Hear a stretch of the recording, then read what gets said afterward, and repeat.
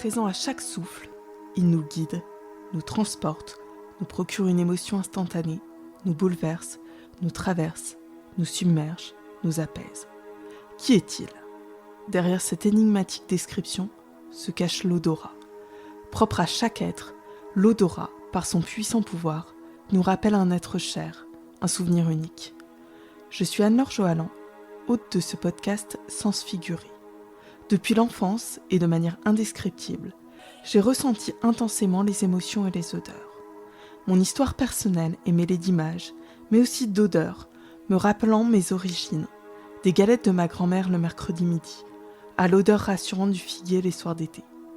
Passionnée par le pouvoir aux multiples facettes de l'olfaction et des fragrances, avec ce podcast, je pars à la découverte, avec vous, de cet univers fascinant qui recèle, à mes yeux, de nombreux mystères.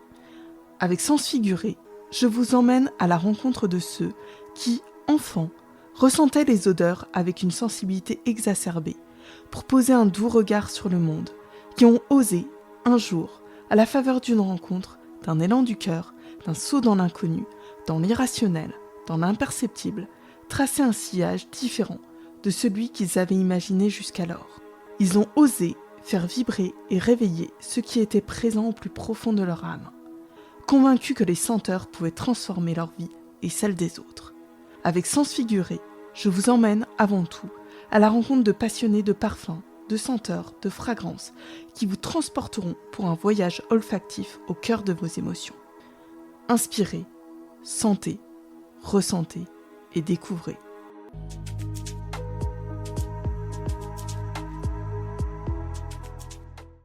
Pour ce nouvel épisode, j'ai reçu à mon micro Sophie Irvine, coach et coach vocal. Elle évoque les odeurs qui ont bercé son enfance, de l'odeur de la rose de Damas à celle des étals des marchés de poissons au Maroc. Sophie nous conte l'importance de la voix, du chant pour trouver sa voix, accueillir pleinement sa souveraineté et créer des déclics inattendus. Vous découvrirez sans doute, tout comme moi, la psychophonie et la thérapie forestière. Vous me direz, quel est le lien entre voix et olfaction ? Je ne vous en dévoile pas davantage et vous invite à le découvrir dans cet épisode. Cet épisode est une invitation à explorer sa voix pour tracer sa propre voie. Bonne écoute et belle découverte.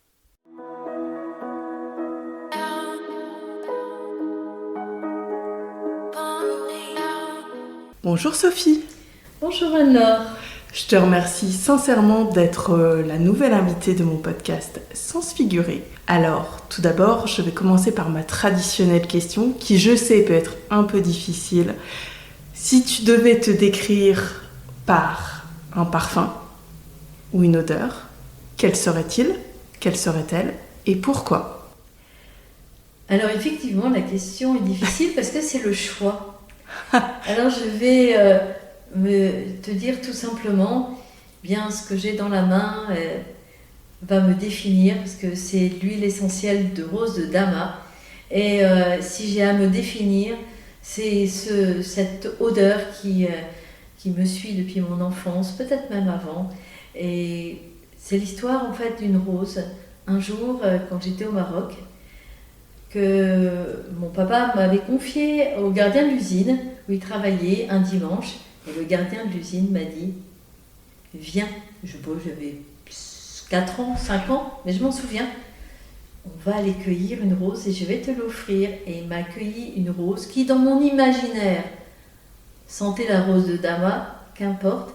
Mais en tout cas, je pense que c'est l'odeur de mon enfance. Et c'est l'odeur aussi du jardin interdit, du jardin qu'on va aller quand même cueillir une rose avec délicatesse. Parce que les roses se cueillent avec délicatesse. Donc tu évoques un peu ton enfance, et notamment ton enfance au Maroc. Est-ce que dès toute petite, tu étais sensible aux odeurs ? Oui, je crois que j'ai été sensible aux odeurs peut-être avant même ma naissance.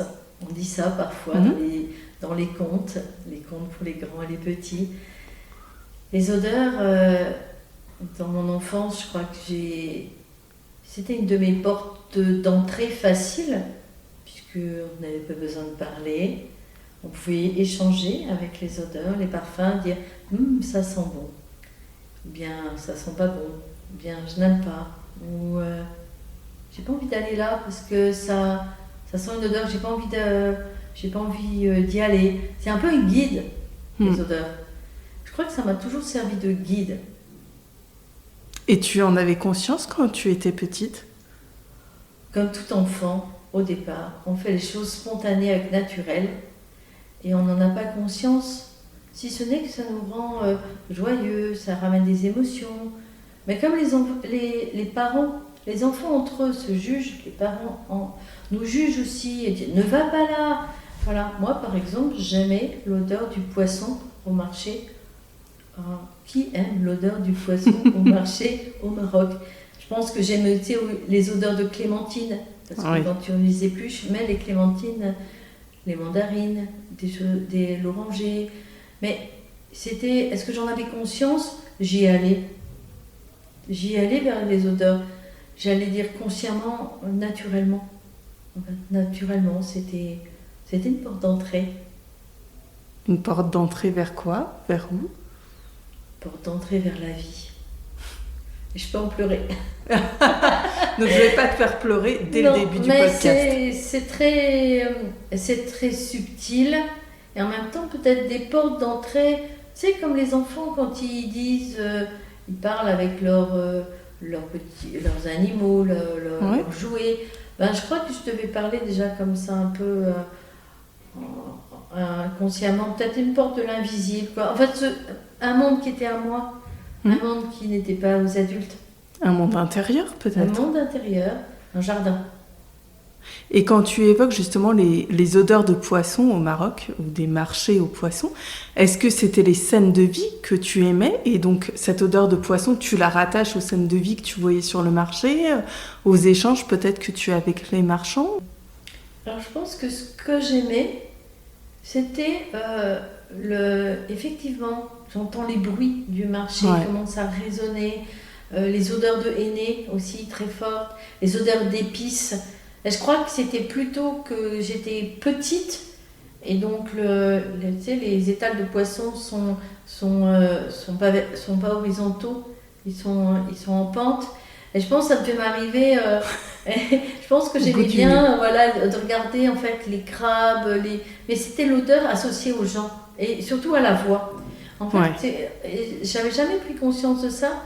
C'est que j'entends la voix du monsieur qui m'offrait toujours un cadeau. Au Maroc, on donnait toujours des cadeaux aux enfants. Une mandarine en plus. J'avais un petit panier et il était toujours rempli à la fin. Alors pas de poisson, mais je pense que c'était associé à la voix, à des voix qui étaient mélodieuses. Puisque je parlais... Bon, évidemment, au Maroc, il y a 2 langues en majoritaire. Et à l'époque, c'était... l'arabe et le français. J'aimais bien les accents. Je crois que c'est lié aux accents, à la mélodie. Effectivement, là, ça m'évoque aussi plein de souvenirs de marché. Et là, on a évoqué ton enfance, mais aujourd'hui, quelle est ta profession? Qu'est-ce que tu fais dans la vie? C'est une question complexe également. Alors, elle est simple. Parce que, en fait... je pense que j'ai fait du chemin et j'arrive à le dire avec simplicité. Et je suis coach. Oui. Je t'ai laissé le dire parce que je me suis dit, est-ce qu'elle veut le dire de cette manière-là ou pas? Oui. C'est pour ça que j'ai... Alors, je dirais que je suis coach professionnel. On ne sait pas ce que ça veut dire. Ouais. Alors, je finis mes phrases. Je suis coach de cadre de dirigeant et coach vocal. Et quand on a dit les deux, et en fait... j'accompagne les gens à oser leur voix. Écrivez la voix comme vous le voulez, vous qui entendez ce podcast. Voix VOIX, on y reviendra, et voix VOIE, puisque la voix ouvre la voix dans les 2 sens. C'est vrai, et quand on regarde ton site internet, tu mets « J'accompagne des femmes et des hommes de valeur à restaurer leur estime et leur dignité, clarifier leur voix et affirmer leur voix », donc là on voit comment on écrit aussi, pour diriger et communiquer avec une présence calme, claire et souveraine. Oui. Je tiens beaucoup à dire que je suis souveraine et l'arène, écrivez-la comme vous le voulez, bien peut-être que dans l'arène, tout le temps, moi je vois une arène comme une scène de théâtre où la voix porte naturellement et où on est la reine, si je parle des femmes, puisque on est sur le devant de la scène. C'est quelque chose qui n'est pas facile pour les personnes, d'être au devant de la scène et briller sur scène, être dans cette arène, non pas comme un animal qui va être mangé. Justement, c'est ça que je transforme. Oui. Mais c'est pas mode survie, c'est mode je vis et je suis moi-même. Et c'est l'éloquence, les arènes. Quand on va dire au pluriel, on va dire les arènes de Nîmes par exemple ou de Delft, d'aller chercher une résonance avec l'histoire où à l'époque plutôt des hommes que des femmes prenaient la parole et s'entraînaient à l'éloquence et à la résonance, puisque les lieux étaient faits pour ça, que même un chuchotement pouvait l'entendre. Donc c'est ça que je dirais que être souveraine, c'est très important. Reprendre peut-être, pour faire des jeux de mots, les rênes de sa vie. C'est vrai. La souveraineté, et notamment la souveraineté féminine, c'est un vaste sujet, effectivement, et tu accompagnes les femmes pour avoir leur pleine puissance. Oui, et pas pour la prendre aux autres. Non. Mais reprendre la leur. Ouais. Parce que quand on dit je reprends mon pouvoir, c'est tout simplement en fait que, eh bien, on assume qui on est. Et l'estime de soi, c'est pas la même chose que la confiance en soi. Bien sûr, et avoir confiance dans ses capacités, dans ses compétences, c'est une étape. Mais l'étape après, combien ça vaut? Ça vaut de l'or. Et ça, souvent, pour une femme, bien, si elle est douée, tant mieux. Si elle sait tricoter pour la famille, si elle sait coudre pour la famille. Bon, chanter, c'est d'autres affaires. Elle peut chanter des berceuses aux enfants, par exemple. Mais tout est naturel et tout ne devrait... On dit ça n'a pas de prix. Mais c'est une injonction paradoxale. Ça n'a pas de prix. Alors pourquoi que ce soit un prix sur un marché? Or, en fait, dans mon parcours, j'ai fait des études d'économie. Je dis, le marché, c'est une construction sociale. C'est un échange. Et être soi, dans l'arène, briller avec ses talents, ses compétences, savoir combien ça vaut, eh bien, en fait, on est capable tranquillement d'être soi-même. On n'a pas besoin d'aller le revendiquer. Ah non. Et souvent, quand les femmes que j'accompagne, et les hommes aussi, parce que souvent quand je dis j'accompagne les femmes et les hommes me demandent « et moi ?» C'est comme ça que j'ai les deux. Des fois. Oui, parce que sur ton site, tu as mis « j'accompagne les femmes ». Oui. Et je me suis dit, bon, comme tu m'as parlé d'hommes aussi que tu accompagnais, j'ai rajouté « et les hommes ». Oui, j'ai bien vu, tu avais rajouté, et tu as raison, parce que c'est toujours cette part un peu qui est dans l'ombre, qui naturellement sait faire plein de choses, donc a des compétences. Oui. Parce qu'une femme qui fait la cuisine, elle n'a pas confiance en elle, elle ne va pas cuisiner. Mais par contre, quand elle fait des bons petits plats, elle a confiance en elle. Mais elle ne sait pas se féliciter. Elle ne sait pas dire, juste avant de servir par exemple, ouais, c'est génial. Moi, j'accompagne une dame qui se reconnaîtra peut-être quand elle écoute le podcast, qui m'a dit, ben moi, ça fait des années, voilà, elle a plus de... Elle est très... on va dire que c'est une retraitée confirmée, je ne donnerai pas son âge, ni son prénom. Eh bien, elle m'a dit, moi, quand je fais à manger des magnifiques tartes au Mirabelle, tout le monde les mange à toute vitesse. Et puis on me dit merci, mais c'est tout. Mais je lui ai dit, on a travaillé la voix comme ça, dans la cuisine. Vous vous dites, on va l'appeler Marie. Marie, je suis une excellente cuisinière. Je fais d'excellentes tartes. Et yes, je me félicite. Et cette dame m'a dit, et en plus je le fais faire en chantant, ça j'en parlerai. Et alors, elle m'a dit, mais c'est magique. Elle se l'était dite à elle, donc elle a fait l'exercice, cette retraitée confirmée qui est adorable. Et quand est arrivée sur la table, la table, waouh, c'est beau. Elle m'a dit, pourtant je n'ai rien changé. Mais ça, j'espère que vous ne leur avez pas dit. Mais qu'est-ce que vous avez changé à l'intérieur? La posture. L'architecture intérieure. Ouais. Et c'était pas grand-chose. Ouais. Mais c'était juste ce qui manquait. Et c'était donc quelque chose qui valait de l'or. Et tu as parlé de la voix, parce que tu nous as dit oui, je coach, mais tu as un accompagnement en coaching vocal aussi. Est-ce que tu peux nous en parler de cet accompagnement? Oui, je suis née avec une voix, je suis née avec la voix, et rien ne m'a jamais arrêtée.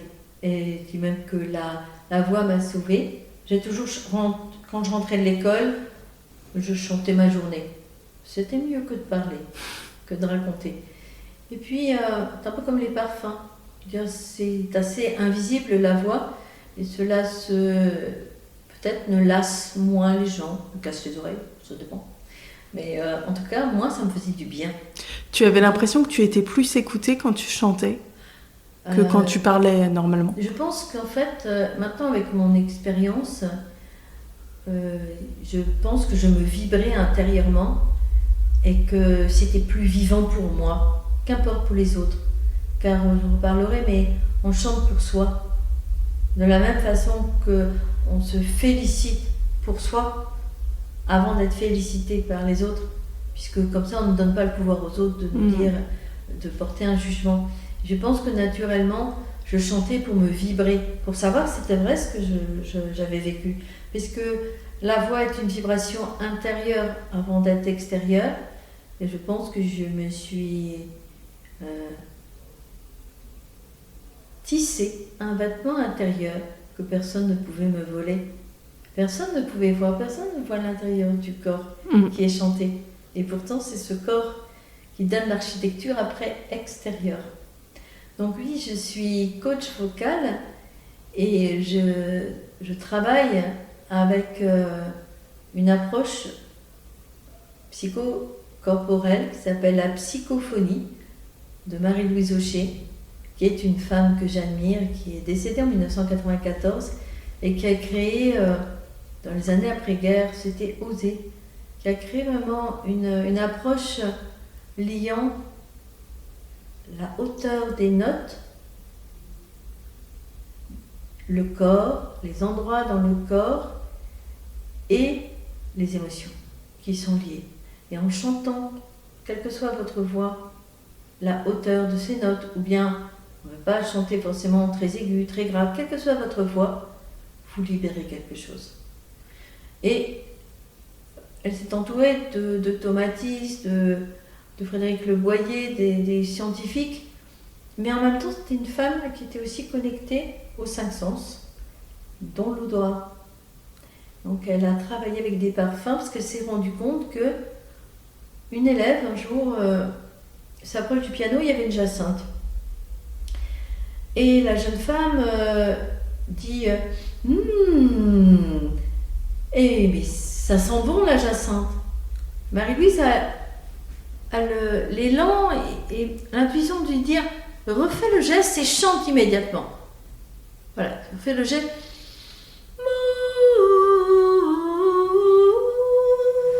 Et là, le geste olfactif soulève le voile du palais. Moi, je l'ai appris beaucoup plus tard, mais qu'importe. Mais ce voile du palais est une porte d'entrée au rhinencéphale et va créer la résonance. Parce qu'une approche technique quand même est nécessaire des fois d'expliquer. Maintenant, l'air circule en dessous des cordes vocales, c'est par la respiration, l'inspiration, il y a de l'air. Mais au-dessus, s'il n'y avait pas d'air, il n'y aurait pas de parfum. S'il n'y avait pas d'air, il n'y aurait pas de voix. Et au-dessus des cordes vocales, il y a tout le tractus vocal qui est tout un espace de résonance.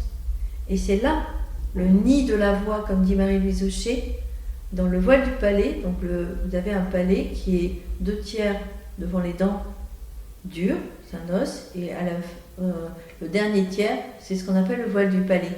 Donc quand vous inspirez une odeur, vous pouvez faire l'expérience vous-même, vous pouvez mettre votre doigt, vous verrez, mais il y a une petite membrane qui est en fait une membrane comme la membrane d'une baffe et qui va se soulever C'est là le nid de la voix, c'est là les harmoniques, ça qui est beau. Et on a chacun l'intérieur de la bouche. Je dis que c'est le palais, je parlais de reine tout à l'heure, mais c'est le palais royal, c'est le nid de la voix. Marie-Louise Aucher parle de nid, c'est là où se forme la voix. Et si vous n'avez pas cette respiration olfactive, c'est-à-dire le geste olfactif, et on reparlera tout à l'heure de quand on ne peut pas sentir les odeurs, mais quand on a ce geste, on appelle ça un geste vocal. Imaginez un geste vocal. Donc en fait, on fait le geste à l'extérieur, comme je le fais là. C'est ce geste de soulèvement du bol du palais qu'on accompagne à l'extérieur pour guider l'intérieur invisible. Donc quand on a cet accès-là, quelle que soit la voix qu'on a, en tout cas avec moi, même si on croit qu'on ne sait pas chanter, j'aime éveiller les voix, j'aime réveiller les talents, et on se vibre de l'intérieur.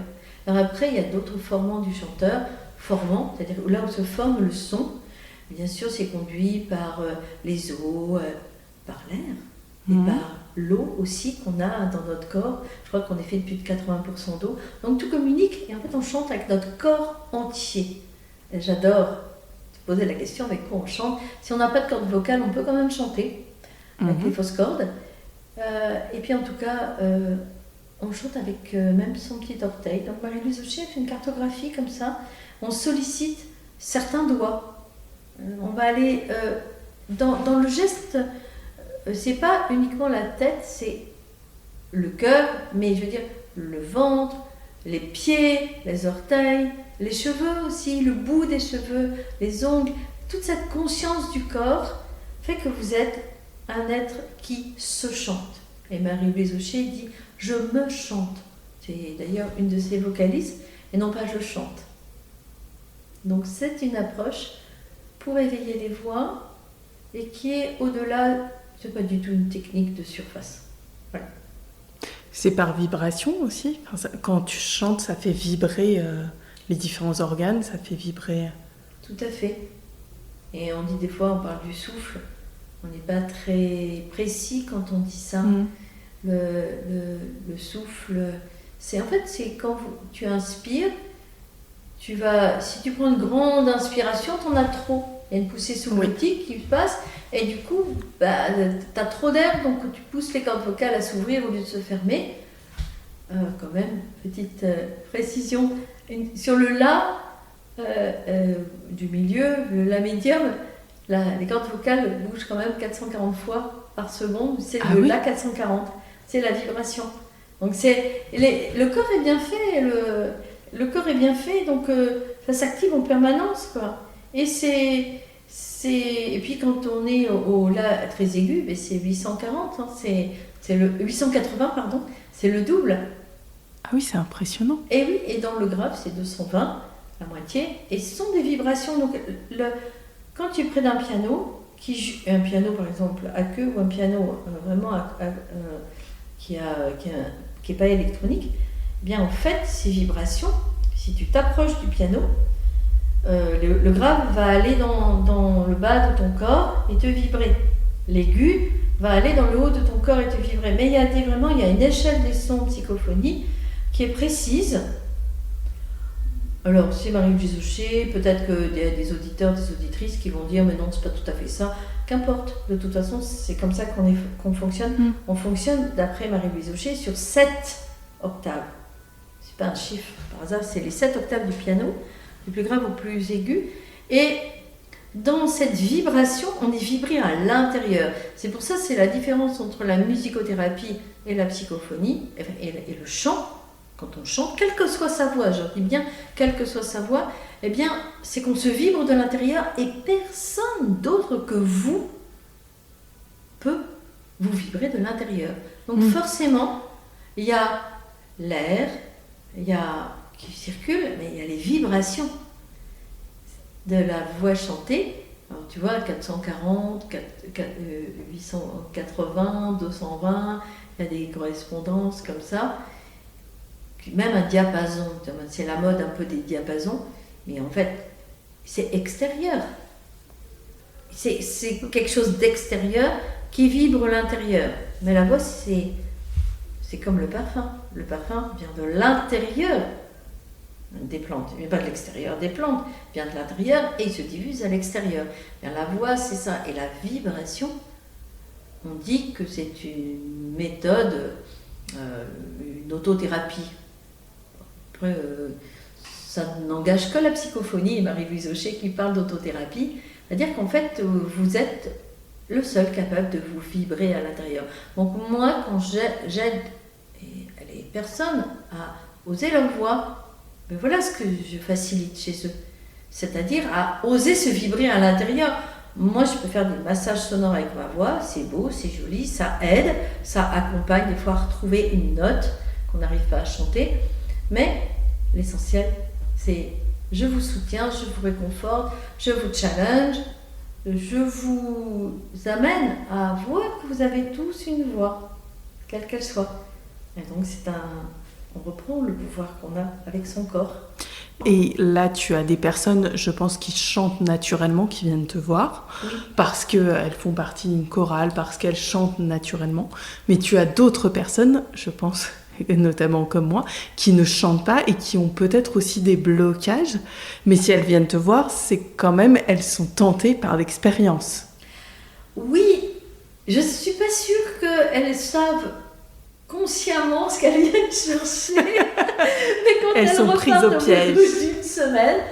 Au bout d'une semaine, ou même au bout de quelques heures après, elles me remettent un message, disent « Mais je chante toute seule !» Mais je chante, je n'étais pas venue pour chanter comme ça, avec la voix que j'ai. Alors dans la première séance, c'est une séance de renaissance, mais une renaissance avec les sens et les essences des parfums, dont je parlerai aussi. Et en fait, les personnes qui viennent, il y a trois catégories. Il y a des personnes qui viennent parce qu'elles chantent dans un groupe, voilà, comme tu l'as dit, elles ont besoin de techniques. Mais on travaille sur qui je suis quand je suis chanteuse. Et après, ou chanteur.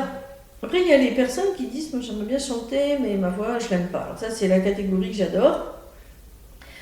Je dis pas que j'aime pas la première catégorie, mais... Elle est plus challengeante, peut-être, alors, la deuxième. En fait, c'est surtout que les personnes viennent pour faire du coaching. Bon, voilà, j'utilise aussi la PNL, la systémie d'organisation. La PNL, c'est la programmation neurolinguistique et c'est basé sur les 5 sens, d'où le pont avec la psychophonie. Et en fait, les personnes viennent et ne savent pas que le corps connaît le chemin de la voix si naturellement. Moi, je ne fais rien, je ne fais pas gueuler les gens, je ne les fais pas sortir de leur zone de confort. Je n'aime pas cette expression parce que je pense qu'il faut aller explorer sa zone de confort, mais il y a des limites que nous nous sommes créées, des sortes de frontières imaginaires. Et parfois, on est surpris, quelqu'un vient me dire « j'ai une voix grave, je ne peux pas trop chanter, voilà ». Et en fait, mais j'aime pas ma voix grave. En fait, c'est parce qu'elle est soprano. Donc, mais en fait, j'aime ma voix. Donc les personnes vont venir parce qu'elles n'aiment pas leur voix, elles croient qu'elles n'aiment pas chanter, ou alors elles ont un anniversaire, les 60 ans d'une copine, les 20 ans d'une copine, ou d'un copain, ou un anniversaire, un mariage, et on leur a demandé de chanter. Et puis en fait, ils se disent, oui, mais moi je ne sais pas. Mais si, mais vous ne savez pas que vous savez.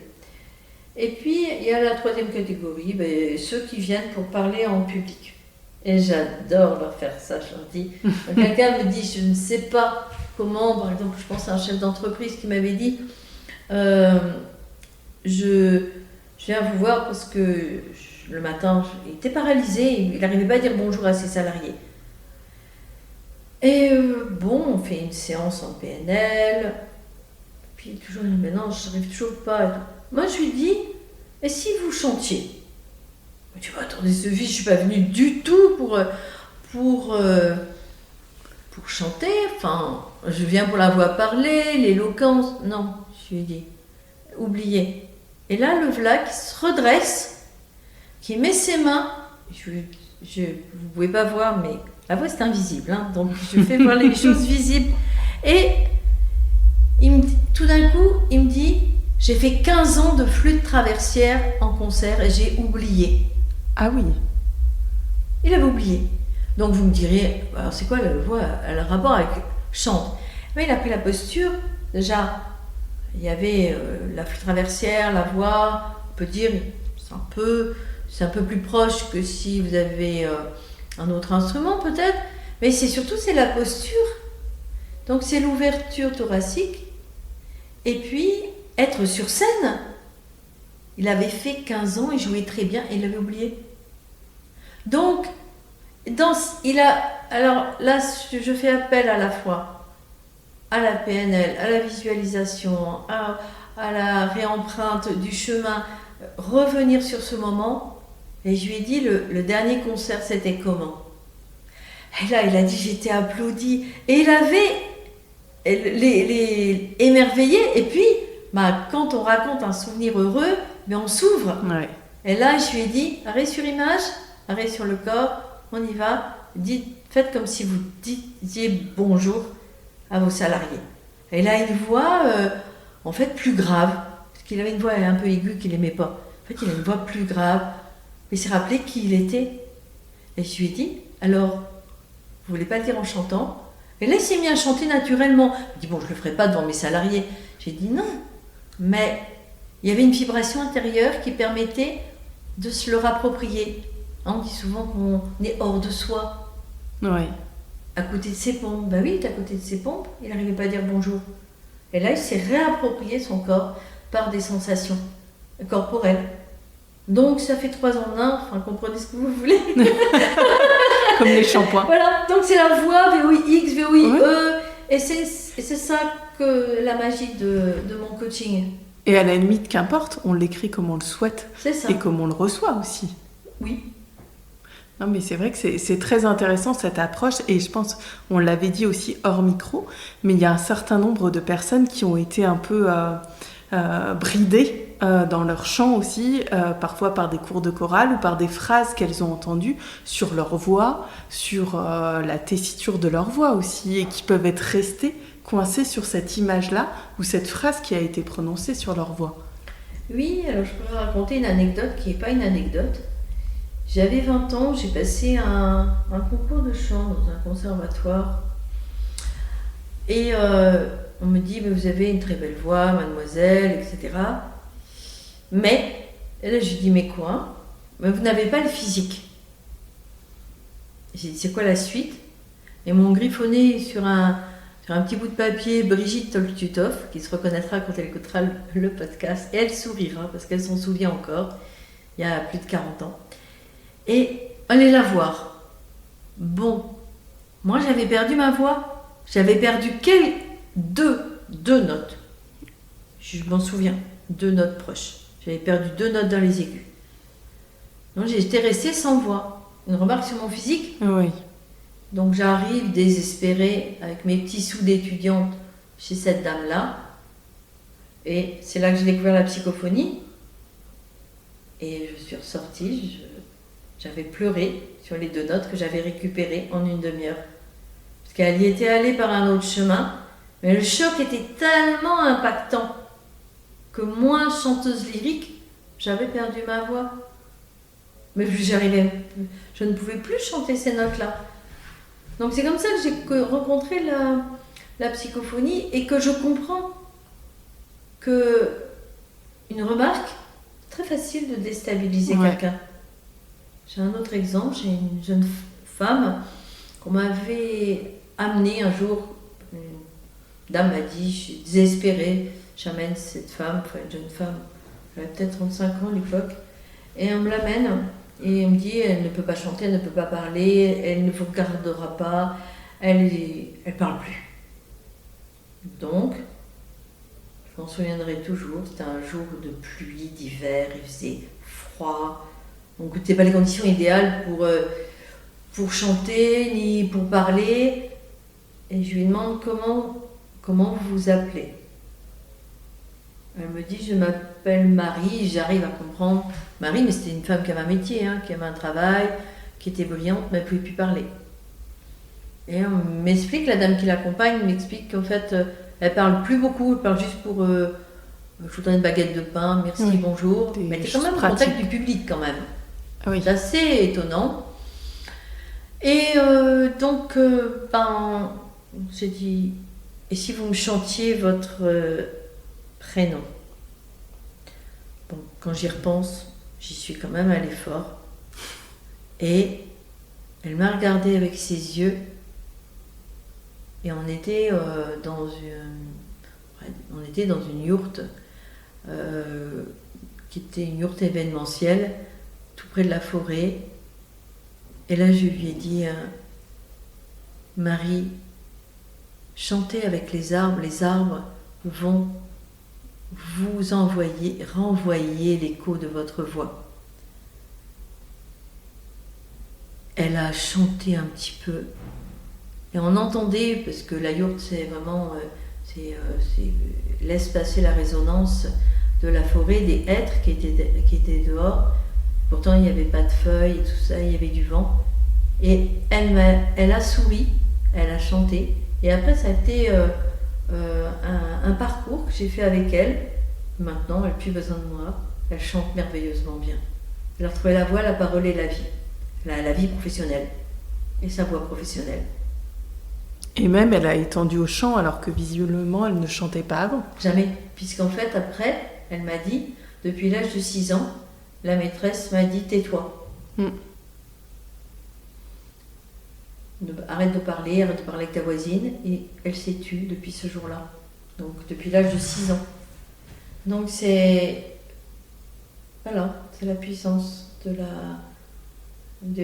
la relation avec aussi la nature à aider. Et je pense qu'il y avait des odeurs de bois, puisqu'en plus c'était chauffé au bois à l'intérieur. Il y avait quelque chose de contenant. La yourte aussi, c'est contenant. J'aurais pas fait ça dans une salle de conservatoire. Ça n'aurait pas marché. Parce que l'environnement compte beaucoup. Il fallait un environnement contenant et à la fois qui lui ressemblait à cette personne-là. Elle avait une maison qui n'était pas loin de la forêt, enfin, elle connaissait cet univers. Et je dis, des fois, les arbres sont des beaux enseignants. C'est peut-être étonnant, mais je pense qu'il n'y a pas que moi, il y a aussi ma relation aux arbres. J'allais dire c'était toi, mais c'est peut-être toi qui as aussi déclenché le fait qu'elle se remette à parler et même à chanter. Alors oui, maintenant je l'assume. La souveraineté. C'est ça. Je l'assume pleinement. Éveilleuse de voix, oui. Parce que je pense qu'on a chacun une voix et chacun le droit à se sentir vivant. Et se sentir vivant de l'intérieur, quand on se vibre, on le sent. Alors, on n'a pas forcément des perceptions très précises des endroits où quand on chante, est-ce que ça va là, est-ce que ça va pas là, mais ce sont des sensations qui sont d'ailleurs propres à chacun. Je n'impose pas les gens à dire l'aigu c'est la voix de tête, donc tu sens que ton crâne il va exploser, qu'il va vibrer, tout ça, ou là tu as une voix de poitrine et ça sent la poitrine. Non, c'est là où le son doit aller se conscientiser la partie du corps qui a besoin d'être vibrée. Donc, si une personne me dit « Ah, je sens que ça vibre, par exemple, au niveau de mon genou », des fois, ça m'arrive de poser la question « Est-ce que vous avez fait une chute un jour ?» Et en fait, la voix va aller là où... Mais sa propre voix, c'est pas la mienne, c'est sa propre voix qui dit « Tiens, c'est drôle. » Parce qu'en fait, qu'est-ce qui se passe? Je pense, je ne suis pas du tout médecin, mais il se passe que d'un coup, la vibration va aller rendre vivant cette partie qu'on a oubliée parce qu'on a eu mal, qu'on a été ankylosé, peut-être même plâtré, même immobilisé. Et puis, oui, on a fait de la kiné, tout ça, mais est-ce que de l'intérieur, quelqu'un est venu chanter? Seul vous avez cette capacité-là de le faire. Alors, ça paraît peut-être magique, mais moi, j'invite les auditrices et les auditeurs à me contacter et je leur fais une petite séance gratuite, ce sera un petit cadeau Voilà, 10 minutes et vous verrez, vous expérimenterez. C'est Parce vrai. que c'est expérimentiel. Oui. Moi, j'ai fait une séance justement avec toi. Et effectivement, moi, c'est vrai qu'on m'avait dit, on en a parlé, notamment en chorale quand j'étais petite, je crois que c'était même en fin de maternelle hein, ou en début primaire, que j'avais une voix grave. Et donc, j'étais avec les petits garçons en chorale. Et c'est vrai que c'est quelque chose qui est un peu traumatisant parce que toutes les petites filles sont ensemble et toi, tu es toute seule avec les garçons. Et tu t'auto-persuades et tu te persuades à partir de cette parole que tu as une voix grave. Et donc c'est vrai que tu m'avais dit, mais finalement, tu n'as pas une voix si grave que ça, hein, contrairement à ce que tu penses. Et on a fait une séance ensemble. Tu peux peut-être nous en parler, justement, l'évoquer un petit peu. Bien, j'ai dans ma main ce que vous ne voyez pas. Un petit flacon qui d'ailleurs est vide quasiment, mais il y a de l'air dedans et il y a des molécules encore de rose de damas. Lorsque je t'ai reconnecté à ce que tu aimais profondément, ça m'arrive comme ça de dire c'est quoi ton parfum préféré? Et là, il y a un ancrage qui est fort, mais c'est pas un ancrage artificiel. J'impose pas la rose aux personnes, pas du tout. D'ailleurs, ce serait difficile parce que la rose, il y a tellement de parfums de roses différents. Venez dans mon jardin, plus d'une 50aine de pieds de rosier que je cultive.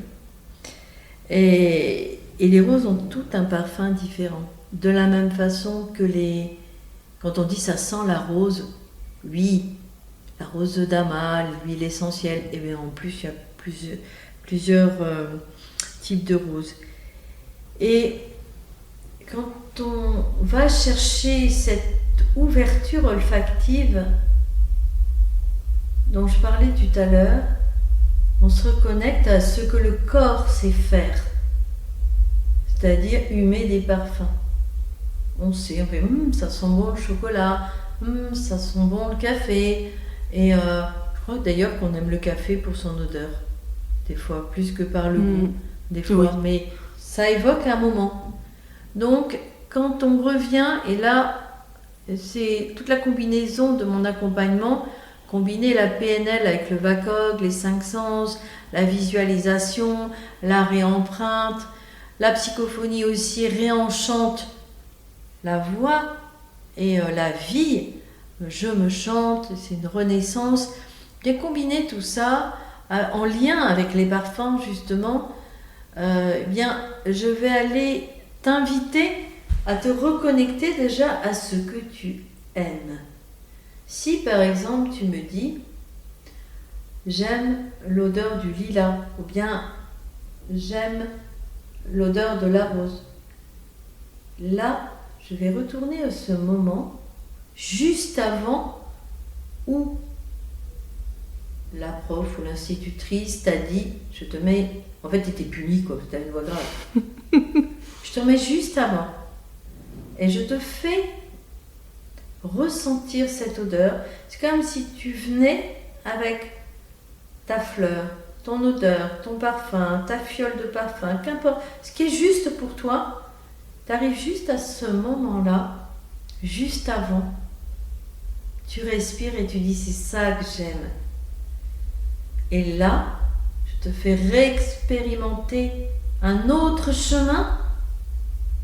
Et peut-être que dans la séance, tu vas avoir, c'est ce qui s'est passé, une voix un peu plus aiguë. Et là, je t'arrête là et je te fais te féliciter. Déployer, non pas chanter à tue-tête, mais dire, mets ta main près de ton oreille, mets ta main comme ça, mets ta main devant ta bouche, pas fermer la bouche, mais la mettre un peu plus loin. Fais une caisse de résonance avec ton corps. Écoute, c'est toi. Et là, il y a l'émerveillement. Et maintenant, tu avances et tu vas chanter devant le professeur. C'est ce qu'on appelle la réempreinte, moi j'appelle ça le réenchantement en PNL. Et là, tu arrives avec une ressource que tu n'avais pas quand tu étais petite. C'est pas grave. Le cerveau, il ne fait pas la différence passé-futur. Et donc, en fait, toi, tu arrives là, et moi, je vais te mettre dans l'arène. Tu vas être la reine. Tu vas chanter, et tu vas juste observer qu'est-ce qui se passe dans ton imaginaire, mais le cerveau, il est content de revisiter ce moment-là. Parce qu'il en a peut-être marre d'être en mode de survie, Oui. par rapport au chant, par exemple. Ben oui. Et puis là, je te fais avancer dans le temps, et puis tu continues avec ton ancrage olfactif, par exemple, de la rose. Et puis, ta vie, elle change. Ta perception change. Et tout à l'heure, en déjeunant ensemble, tout à l'heure avant l'interview, je disais combien, finalement, les ressentis, des fois, dans la vie, on a été bridés. On n'est pas reconnu dans ces ressentis.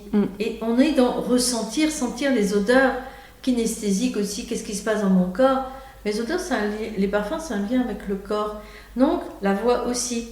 Et quand on remet du ressenti agréable, eh bien, en fait, peut-être que tu peux partager aussi ce que toi, tu as vécu pour dire... Oui, tu m'as fait chanter, ce qui n'était, et je dois l'avouer aux auditeurs, ce qui n'était pas un exercice facile pour moi. Parce que déjà, je viens pas d'une famille où on chante.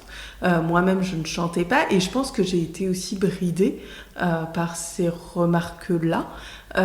Et effectivement, tu t'as permis que je... Alors, je dirais pas que moi, j'ai pas une voix de soprane ou de cantatrice. En revanche, tu ne le sais pas encore. Peut-être pas, mais en tout cas, durant cette séance, je n'en ai pas eu une. Mais en revanche, je me suis quand même prêtée à l'exercice de chanter. Et puis, j'ai revécu aussi dans le corps. Moi, je trouve que moi-même, j'ai été déconnectée pendant des années de mon corps et des sensations dans le corps. Et je trouve que revenir au corps, à la corporalité, et notamment via l'olfaction pour moi, c'est quelque chose de très intéressant. Et c'est vrai que tu es revenu au corps, à la sensation dans le corps, puisqu'on ressent tous dans le corps, mais très souvent on n'écoute pas ces signes du corps aussi, ou ces appels, ou on les appelle comme on veut, mais le corps nous parle, le corps nous indique aussi la voix. On peut l'écrire comme on veut d'ailleurs, la voix. C'est ça, et c'est les deux à la fois. Oui. Non mais c'est vrai que c'était une séance, une très belle séance, originale, c'était une véritable expérience pour moi aussi. Et à distance en plus. Et à distance. C'est ça, je veux dire, à distance. Et justement, moi, mon podcast est sur l'olfaction, sur l'odorat, mais tu m'as dit, pour les gens qui sont anosmiques, donc qui n'ont pas d'odorat, tu peux aussi les accompagner pour qu'ils puissent, alors tu le diras comme tu le souhaites, mais sentir les parfums, y compris sans avoir d'odorat, ou qu'ils puissent ressentir les parfums. Comment tu procèdes? Par exemple, quelqu'un qui serait anosmique, le parfum de ta rose de Damas, comment tu peux lui faire ressentir les mêmes émotions que nous? Moi, je la sentirais, cette fiole, après l'interview. Comment tu pourrais la faire ressentir à quelqu'un qui est anosmique?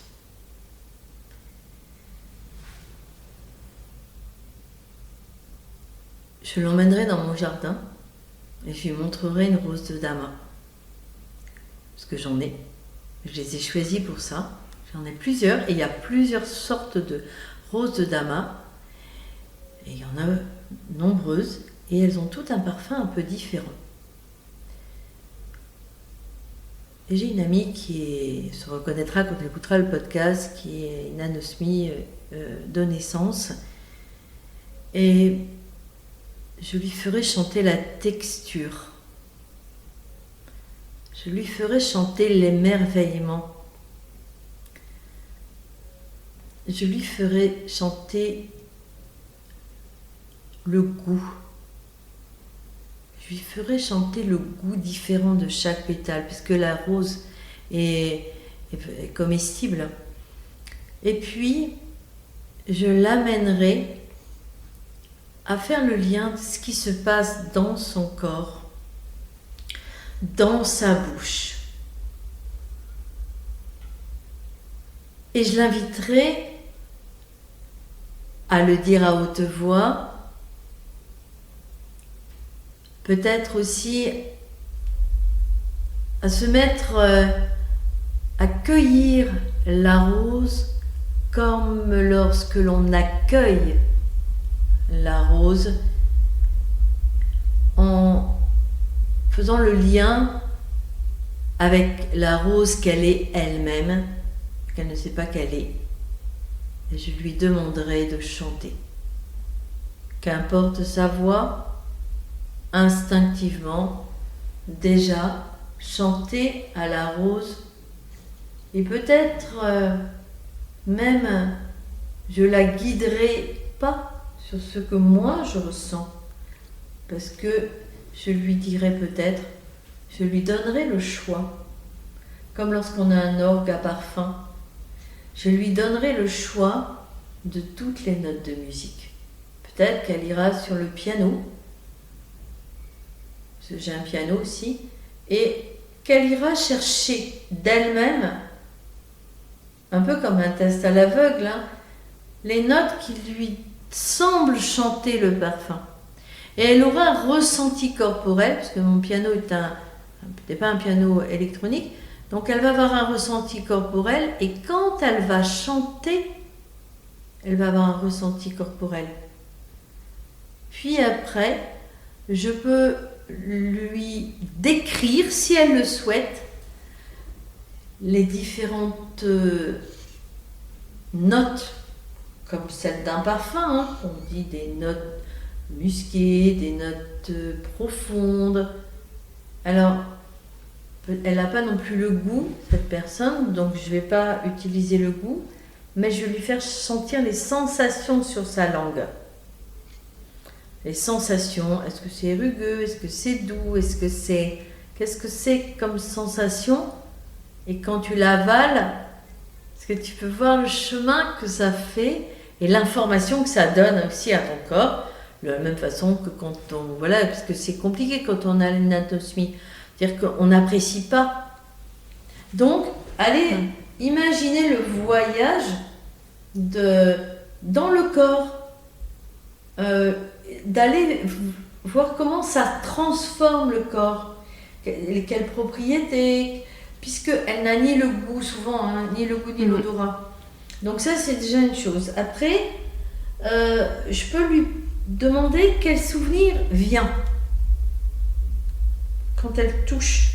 Alors, on est toujours avec la rose, mais on peut faire ça avec d'autres choses. Quel souvenir elle peut avoir d'avoir vu la rose, de l'avoir touchée. Donc des choses vont revenir, et là, la voix, le palais mou va pouvoir se lever, le voile du palais, c'est quand même dingue de parler d'un palais, hein, palais, la reine, etc. Et je peux après lui dire, tu vois, il y a des parfums, on les ressent avec les pieds. Par exemple, eh bien, l'odeur de la forêt, par exemple, l'odeur, donc je vais lui dire, tu vois, l'odeur de la forêt, quand on est quelqu'un de savant, on dit pythoncidre, je crois que c'est ça. Donc, ou bien pétrichor, ça je trouve ça très rigolo à dire. Ouais. Pétrichor, l'odeur de la pluie sur le bitume, dans la forêt. Mais moi, je vais lui faire sentir par les pieds. Je dis, si tu es pieds nus, tu vois, le parfum, il ressemble à ça. C'est la pluie, pétrichor, la pluie sur le... Et donc, si je te mets pieds nus, eh bien, tu vas avoir des sensations. Et là, eh bien, je l'ai fait il n'y a pas longtemps, je vais lui dire, mais si tu respirais, si tu inspirais par les pieds. Alors ça, c'est une chose très puissante, parce que je suis aussi formée à la thérapie forestière. Enfin, c'est pas là que j'ai appris ça, mais j'ai appris que... J'ai juste découvert que j'avais un lien vraiment avec la forêt. Donc, tu es pieds nus dans la forêt, tu vas avoir ce pythoncidre que tu ne sens pas, c'est toutes ces molécules, mais tu les sens pas, mais ils font du bien à ton corps. C'est le système immunitaire. Bon, maintenant, il y a des études savantes qui racontent ça, mais bon, voilà, les peuples anciens, ça va très bien le faire. Donc voilà, je vais aller lui raconter avec des images qu'elle peut sentir, tu vois. Oui, finalement, tu vas passer par les autres biais, les autres sens. En les amplifiant, pour lui dire, tu vois, quand tu sens, parce que quand on sent le parfum, c'est pas ça sent bon, c'est pas ça. C'est beaucoup plus puissant, ça réveille des souvenirs, ça réveille des émotions. Donc, éveiller des souvenirs, éveiller des émotions, il y a d'autres canaux. Il y a les pieds. Quand on est en forêt, dernièrement, j'ai fait un atelier en montagne, au haut du Taur, dans les Vosges. Eh bien, les personnes étaient des marcheurs, des grands marcheurs dans les Vosges. Bon, on trouve souvent des marcheurs, avec les bâtons de marche. Puis je les ai fait marcher, mais vraiment, 5 minutes. Les pieds dans l'herbe. Donc, il y en avait qui n'avaient jamais mis les pieds nus dans l'herbe. Ah oui? Ben, je vois un monsieur, il enlève ses chaussures, ses chaussettes, et il m'avait dit qu'il voulait surtout jamais être pieds nus. Bon, parce que pas pieds nus. Et le voilà qui marche dans les marguerites. Et je le vois avancer. Eh bien, il n'avait jamais senti l'odeur des marguerites depuis son enfance. Un monsieur, je ne sais pas, plus de 60 ans.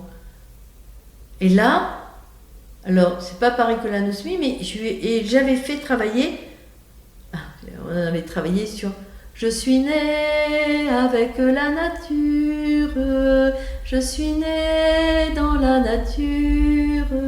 On écrivait « né » comme vous voulez.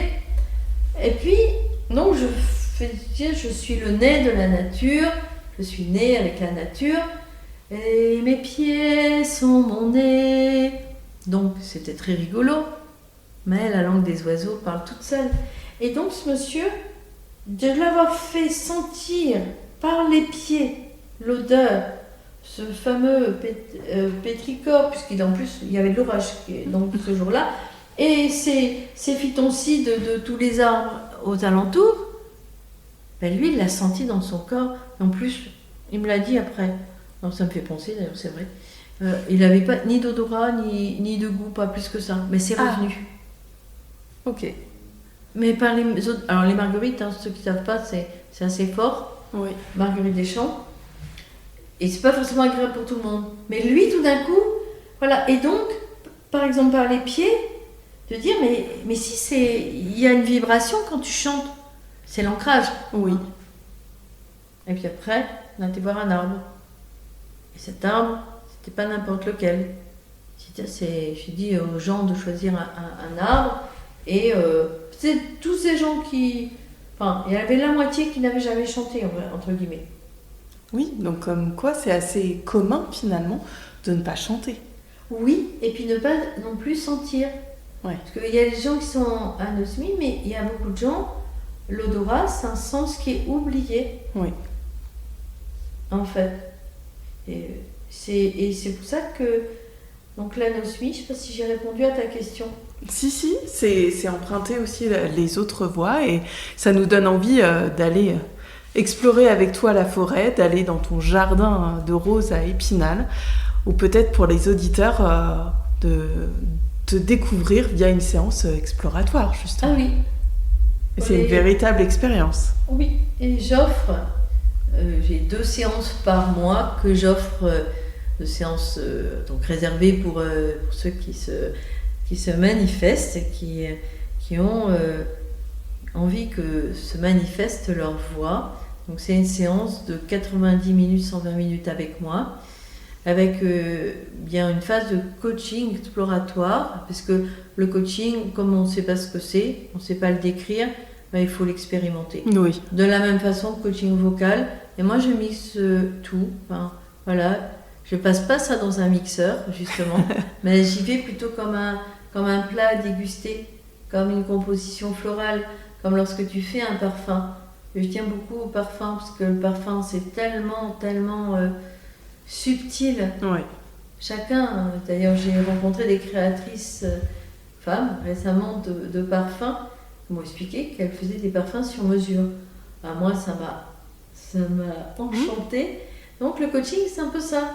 Vous repartez avec votre signature.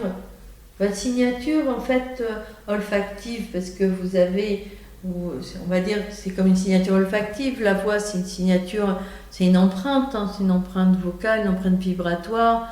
Et vous savez que vous êtes vibré de l'intérieur et vibré et donc les gens entendent votre voix après.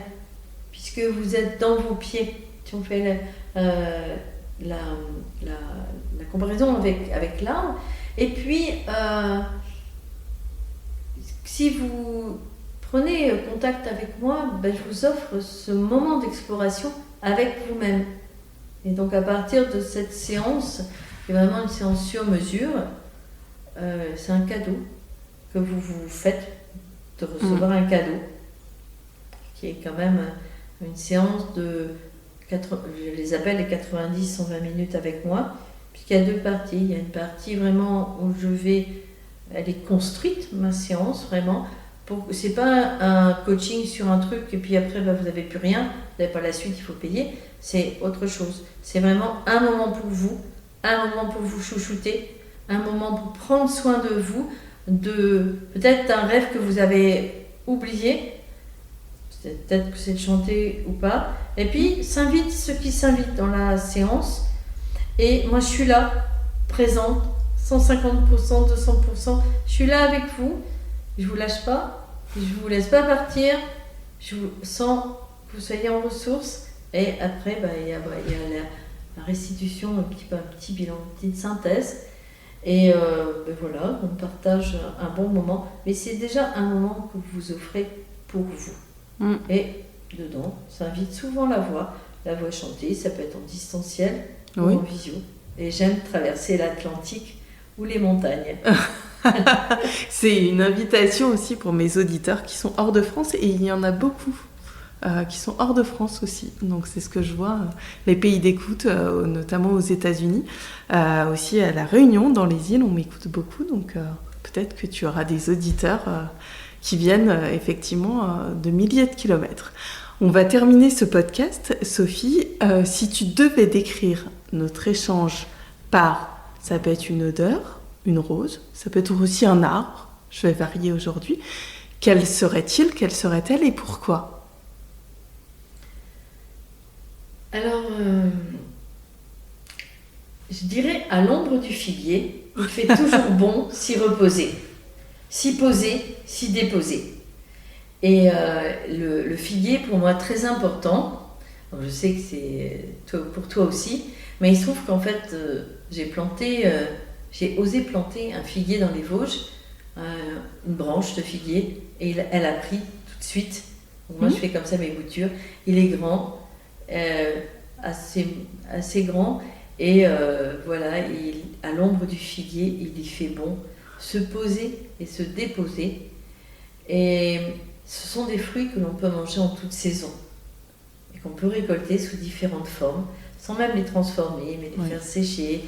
Et j'aime aussi cette double floraison de mon figuier qui me rappelle qu'il y a parfois 2 saisons en une, puisque moi j'ai un figuier voilà. Et le goût de la feuille, l'odeur de la feuille, et sans doute que c'est ce qui illustre, c'est l'odeur qui me vient de notre échange. Je te remercie Sophie pour ce bel échange. Mais je te remercie alors, et notre rencontre n'a pas été le fruit de hasard, mais le fruit d'une rose. Oui, effectivement. Merci Sophie. Voilà. Merci alors. Cet épisode vous a plu ? Je vous remercie sincèrement de l'avoir écouté. N'hésitez pas à en parler autour de vous et à me laisser 5 étoiles et un avis sur votre plateforme d'écoute. Vous souhaitez en savoir plus sur l'invité de cet épisode ? Rendez-vous sur la page Instagram de Sens Figuré ou sur mon site internet Lisez, en lien en description de cet épisode. Ensemble, sentons pour que l'olfaction devienne la boussole puissante de nos intuitions sur les êtres que nous sommes et qui nous entourent.